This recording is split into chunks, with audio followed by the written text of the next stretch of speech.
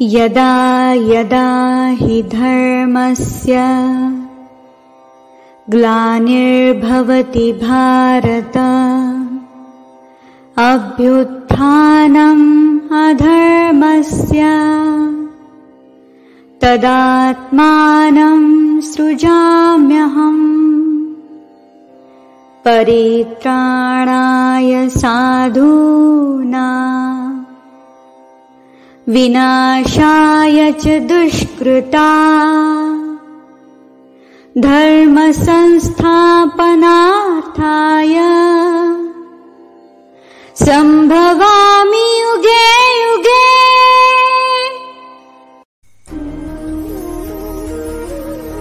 नमस्कार, मी रेश्मा। ईश्वराने मानवाला सर्व शक्तिमान सजीव बनवलं, ज्ञानप्राप्तीची क्षमता दिली, भक्तिपूर्ण हृदय प्रदान केलं आणि कर्म करण्याची इच्छाशक्ती दिली।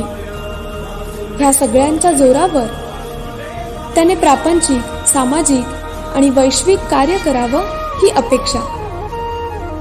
तो ते करतो देखील, पण जगात जेव्हा जेव्हा धर्म कोसळू लागतो,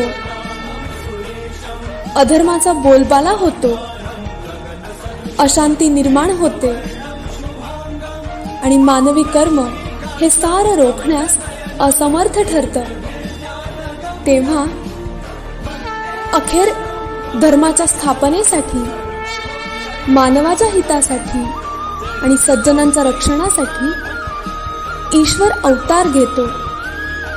भारतीय संस्कृतीने ही एक सुंदर संकल्पना सांगितलेली। वेद, पुराणे आणि उपनिषदांमध्ये त्याबद्दलचा शास्त्रीय सिद्धांत आढळतो।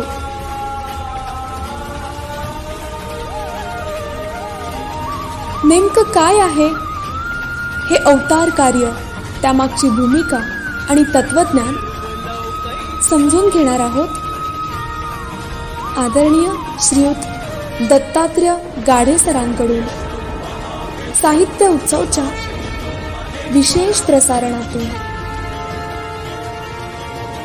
अवतार पूजन।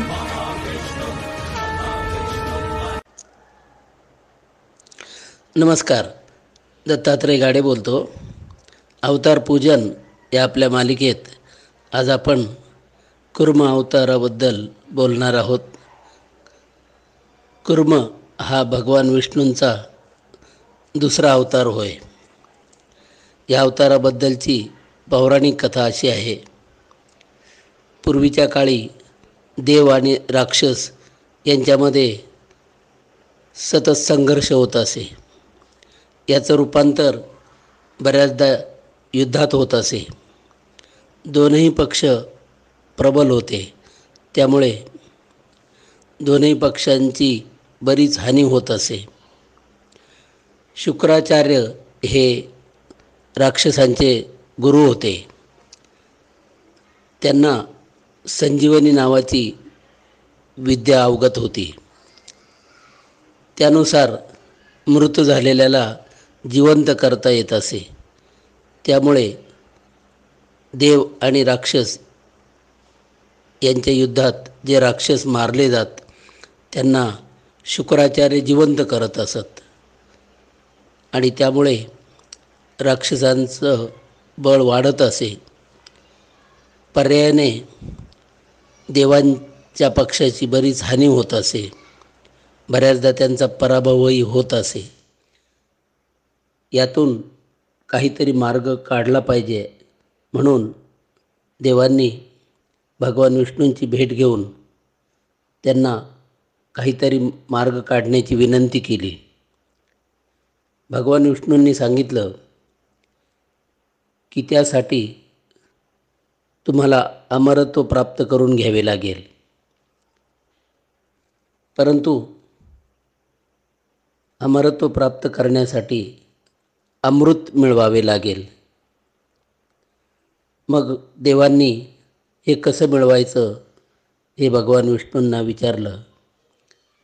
भगवान विष्णूंनी सांगितलं की त्यासाठी तुम्हाला राक्षसांची मदत घ्यावी लागेल.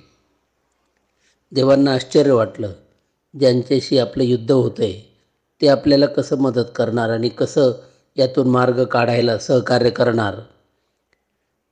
पण भगवान विष्णूंनी त्यांना समजावलं की प्रसंगी विरुद्ध पक्षाशी सुद्धा बोलणी करावी लागतात आणि मार्ग काढावा लागतो. तुम्ही राक्षसांना ही गोष्ट समजावून द्या आणि त्यासाठी समुद्रमंथन करावं लागेल, समुद्र घुसळावा लागेल आणि हे फार मोठं काम आहे. तुम्ही देव एकटे ते करू शकणार नाही. त्यासाठी राक्षसांची मदत लागणारच. आणि मग देवांचे जे राजे होते किंवा इंद्र नावाचे जे शक्ती आपण मानतो, त्या इंद्रदेवांनी राक्षसांना समजावून दिलं की आपल्या सर्वांच्या सुखासाठी आपल्याला समुद्रमंथन करणेच गरजेचं आहे. राक्षसांनी सांगितलं की आम्हाला त्याची गरज वाटत नाही. इंद्रदेवांनी सांगितलं की तुम्हाला गुरु शुक्राचार्य जिवंत करतात आणि ती आपली जमेची बाजू आपण मानता, हे खरं आहे. परंतु शुक्राचार्य जोपर्यंत जिवंत आहेत तोपर्यंतच हे होणार आहे. त्यानंतर मात्र तुम्हाला काही मार्ग राहणार नाही. ही गोष्ट राक्षसांना पटली आणि मग समुद्रमंथन करायचं ठरवलं. दोनही पक्षांनी ते मान्य केलं. त्यासाठी मंदराचल पर्वत आणि वासुकी नाग हे घ्यावे लागले, कारण हे विशाल मंथन होतं आणि त्यासाठी हे आवश्यक होतं. त्याप्रमाणे मंदराचल पर्वत समुद्रात सोडण्यात आला. वासुकी नाग त्याभोवती गुंडाळला गेला. त्याची एक बाजू देवांनी आणि दुसरी बाजू राक्षसांनी धरली आणि हे समुद्रमंथन सुरू झालं. परंतु लवकरच असं लक्षात आलं की तो मंदराचल पर्वत समुद्राच्या तळाशी जाऊ पाहतो. म्हणून पुन्हा भगवान विष्णूंची प्रार्थना करण्यात आली.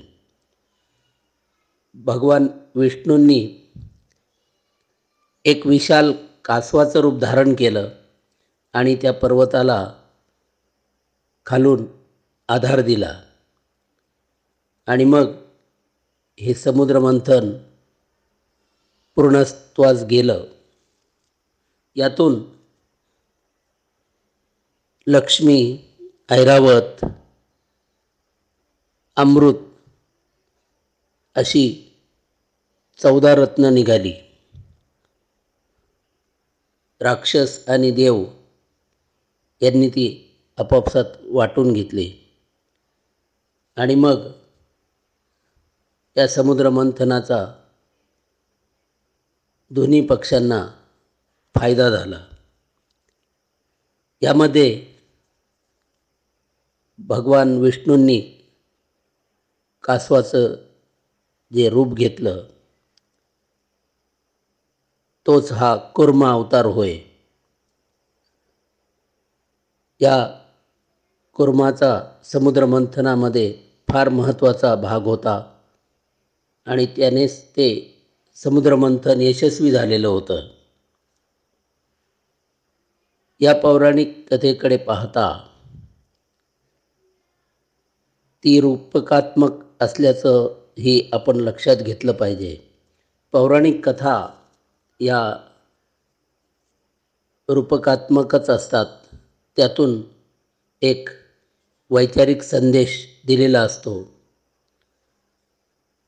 ज्याचा उपयोग मानवाच्या सांस्कृतिक जडणघडणीसाठी केला जाऊ शकतो.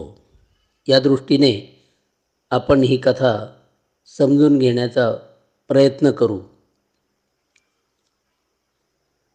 त्या काळात जर आपण पाहिलं तर उत्क्रांतीच्या दृष्टीने जलचर प्राणी आदी झालेले होते. त्यानंतर जमिनीचा काही भाग पाणी बाजूला होऊन मोकळा झाला होता, सुकला होता. आणि मग पाणी आणि जमीन यावर राहू शकतील अशी जीवसृष्टी निर्माण होऊ लागली. त्यांनाच आपण उभयचर म्हणतो. जे प्राणी जमिनीवर आणि पाण्यात राहू शकतात ते उभयचर. या काळात हा कुर्मावतार झालेला आहे. त्या काळात दक्षिण भागात काही लोक राहत होते. हे लोक भौतिकदृष्ट्या प्रगत होते. त्यांनी बऱ्याच दृष्टीने आपला भौतिक विकास साधलेला होता आणि बरीच सुख त्यांच्या पायाशी लोळण घेत होती आणि त्यासाठी ते सतत प्रयत्नशील असत आणि केवळ भौतिक सुखोपभोग मिळवणे हे जीवनाचं एक त्यांचं ध्येय ठरलेलं होतं आणि त्यासाठीच ते झटत असत आणि ही सुख कुठल्याही प्रकारे मिळवण्यासाठी प्रयत्नशील असत. आणि इंद्रिय सुख, इंद्रियांना जे हवं ते मिळवणं हे जीवन आहे असं ते समजत असत. म्हणून त्यांना असुर नाव पडलं होतं. जे इंद्रिय भोगात रमतात ते असुर होय. आणि त्यांच्यासाठी स्वतःच शक्तिमान असणं आणि सर्व गोष्टी मी मिळवू शकतो हीच वैचारिक पातळी त्यांची होती. माझं रक्षण मी करू शकतो ही वृत्ती म्हणजे राक्षसी वृत्ती. म्हणून त्यांना असुर किंवा राक्षस म्हणत असत. तसंच उत्तरेच्या भागात काही जे लोक राहत होते ते त्या मानाने सुसंस्कृत होते. त्यांनी दैवी विचार अंगीकारलेले होते. मनुष्य हा माणसासारखा एकमेकाशी वागला पाहिजे. त्याने दुसऱ्याचे हक्क हिरावून घेता कामा नये. उलट एकमेकाच्या सहकार्याने विकास साधता येतो इथपर्यंत त्यांची वैचारिक प्रगती झालेली होती. भौतिक सुख थोडी कमी मिळाली तरी चालतील, पण माणसाने माणसाला त्रास देता कामा नये आणि ते सर्वांसाठीच चुकीचं आहे. त्यातून सर्वांचाच पर्यायाने विकास थांबतो अशी त्यांची विचारसरणी होती. पृथ्वीवरील पाणी जसजसं कमी होऊ लागलं तसे दक्षिणेकडचे लोक आणि हे उत्तरेकडचे लोक जवळजवळ येऊ लागले. परंतु त्यांच्यामध्ये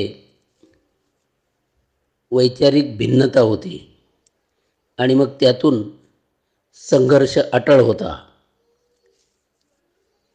आणि तो संघर्ष वेळोवेळी होत असे. यामुळे सामाजिक जीवन अधिकाधिक अस्थिर होत असे. ही गोष्ट दोघांच्याही अस्तित्वासाठी त्रासदायक होती.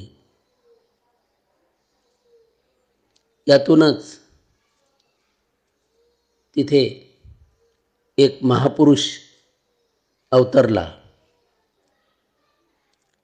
त्याने या दोनही प्रकारच्या लोकांचा अभ्यास केला. त्याला वाटलं की या दोनही विचारसरणी मानवी जीवनाच्या विकासासाठी आवश्यक आहेत, परंतु त्यांनी दोन टोकं धरलेली आहेत आणि त्यामुळे हा संघर्ष आहे. हा अवतारी पुरुष या दोनही प्रकारच्या लोकांमध्ये मिसळत असे. तो सर्वांमध्येच प्रिय होता. तो अतिशय शांत, धीरगंभीर अशा विचारसरणीचा आणि शांत वृत्तीचा असल्यामुळे लोक त्याला आदराने कुर्म म्हणत असत. आणि हाच कुर्मावतार होय. कुर्माने हळूहळू या लोकांना जवळ आणण्याचं ठरवलं. त्या दोघांनाही आपले विचार समजावून देणे हे कार्य त्याने चालू ठेवलं. हळूहळू त्याने समजावलं की शांततापूर्ण सहजीवनासाठी तुमच्या दोनही विचारसरणी अतिशय आवश्यक आहे आणि एकमेकाची मदत दोघांनाही घेणं गरजेचं आहे. राक्षस विचारसरणीचे लोक भौतिकदृष्ट्या प्रगत आहेत आणि तसं असलंच पाहिजे. संपत्ती किंवा ऐश्वर्य हे त्याज्य नाही, परंतु तेच केवळ जीवन आहे ही गोष्ट चुकीची आहे. केवळ प्रवृत्तीवाद हा एकांगी जीवनाचा भाग होऊ शकतो. तसंच जे लोक केवळ सांस्कृतिक विचार धारण करतात परंतु ऐहिकदृष्ट्या प्रगत नाही, ऐहिकदृष्ट्या प्रगत होण्यासाठी ते प्रयत्नशील नसतात, त्याकडे दुर्लक्ष करतात, ही गोष्ट एकांगी आहे. माणसाचं ऐहिक जीवन जसं सुखी असलं पाहिजे तसं त्याचं वैचारिक वैभव, पारमार्थिक जीवन तितकंच समृद्ध असलं पाहिजे. आणि ह्या दोन्हींच्या समन्वयातून मानवी जीवनाचा सर्वांगीण विकास होतो आणि समाज खऱ्या अर्थाने विकसित होऊ शकतो, उत्कर्ष पावू शकतो. हळूहळू त्याने ही गोष्ट लोकांना समजावून दिली. प्रयत्न करून त्यांना जवळ आणलं. त्यांच्यात विचार मंथन घडवलं. समुद्रमंथन हा शब्द रूपकात्मक आहे.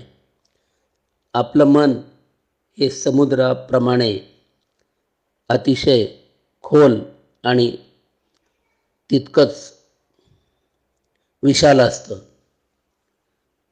आणि त्यामध्ये अनेक चांगल्या वाईट विचारांचा अंतर्भाव असतो. यातून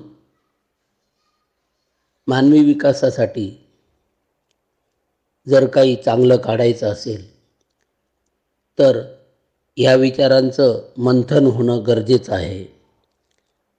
आणि ते मंथन भगवान कुर्माने घडून आणलं. या दोनही विचारसरणींचा उपयोग जास्तीत जास्त एकत्र येऊन वैचारिकदृष्ट्या प्रगल्भ आणि भौतिकदृष्ट्या प्रगत अशा विचारसरणीकडे नेण्यासाठी अविश्रांत परिश्रम केले आणि या दोनही विचारसरणीचा समन्वय घडून आणला. लोकांना पटवलं की तुम्ही वैभवाला त्याज्य मानू नका, भौतिक विकासासाठी ते आवश्यक आहे, परंतु केवळ त्याच्यासाठीच जीवन घालवणं म्हणजे राक्षसी वृत्ती किंवा पशुवृत्ती होय. याउलट केवळ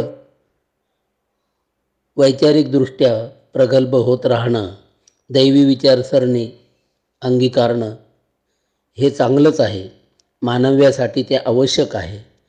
परंतु भौतिकदृष्ट्या असे मानव जर प्रगत नसतील तर त्यांचं भौतिक जीवन दुःखी होईल आणि त्यांचे हे विचार कोणी घेणारही नाही. त्यामुळे याचा समन्वय असला पाहिजे आणि त्याप्रमाणे भगवान कुर्माने तो घडून आणला.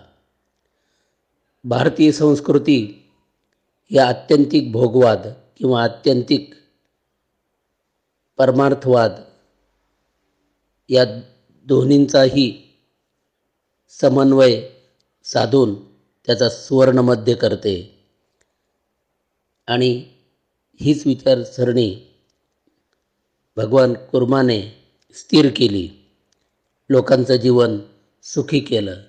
भौतिक कामना